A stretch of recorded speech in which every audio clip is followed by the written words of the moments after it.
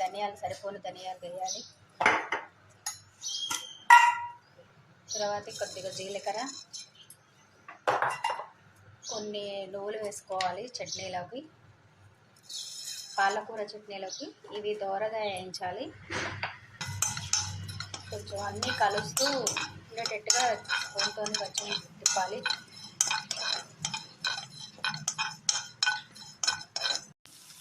కొంచెం ఒక్క స్పూన్ మందం ఆయిల్ వేయాలి. ఆయిల్ వేసి కొంచెం బాయిల్ అయ్యేదాకా మూత పెట్టేసి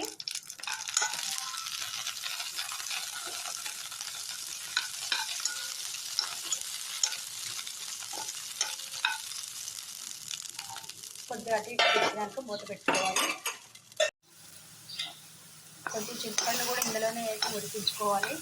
బాగా దగ్గరగా మగ్గినాక తిప్పేసి మనం ఇంకా మిక్సీ వేసి చట్నీ చేసుకోవాలి. పాలకూర చట్నీ ఫస్ట్ మనం మిక్స్ చేసుకోవాలి. అందులోని బాగా వేయించుకున్న మిక్స్ చేసుకోవాలి. మిక్సీలోని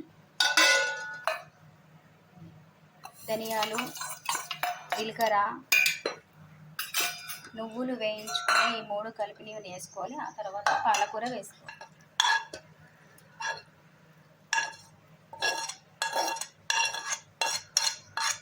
ఇదంతా ఉప్పు వేసుకోవాలి. మేమైతే కల్లుప్పే వేస్తాము చట్నీలోకి, కొంచెం స్పూన్ తగినంత. పాలకూర చట్నీ మిక్సీ జార్ పట్టినాక తీసి ఒక బౌల్లో పెట్టుకోవాలి. తర్వాత తాలింపు చేయడానికి చిన్న బౌన్ పెట్టుకొని అందులో ఫస్ట్ నూనె పోసుకోవాలి. తాలింపుకి ఎంత కావాలో కొంచెం ఎక్కువనే వేస్తేనే బాగుంటుంది. మేమైతే ముందుగానే అన్ని పోపులు రెడీ పెట్టుకొని ఉంచుతాం. అన్నీ కలిపి మిక్సీ ఉంటుంది తాలింపు. తర్వాత లాస్ట్కి ఎండుమిరపకాయలు వేయాలంటే సగం వేగిన కరివేపాకు వేసుకోవాలి. ఉప్పు బంద్ చేసినాక మనకి ఎంత కావాలో అంత ఇంగువ కూడా వేసుకోవాలి.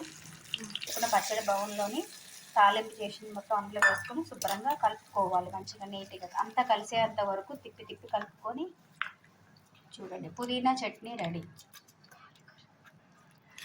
పాలకూర చట్నీ రెడీ. అంతా కలిపేంత వరకు, పోపులు కలిసేంత వరకు తిప్పుకోవాలి మంచిగా నీట్గా.